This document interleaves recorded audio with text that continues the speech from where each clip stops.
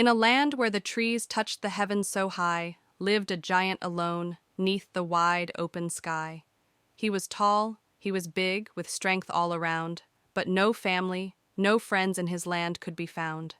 His home was a mansion with fields rich and grand, yet loneliness lingered, no companion at hand. Walking one day through the beauty so fair, he admired the blue sky, paying little care.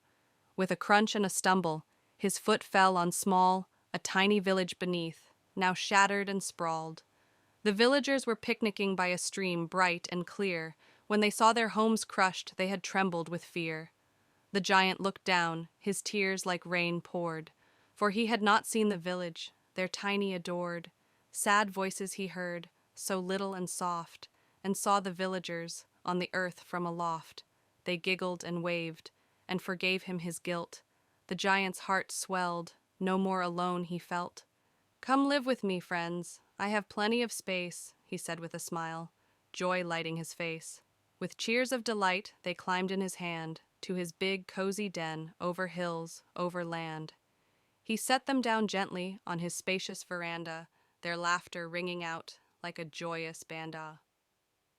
"We'll build you new homes," the giant professed, "with soft beds, cupboards, to make you feel blessed." They all set to work. The giant helped with zest. A new village arose, where they'd be forever guests. With a feast they did celebrate, food aplenty he gave, and each little friend felt grateful and brave.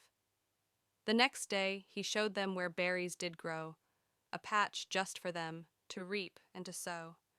Together they lived in harmony true, the giant, no longer alone, under skies so blue. Joy radiated from his heart so wide, as he looked at the heavens, gratitude filled his stride.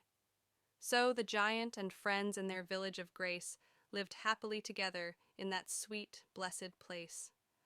With laughter and love, under skies high above, they built a family, bonded by friendship and love.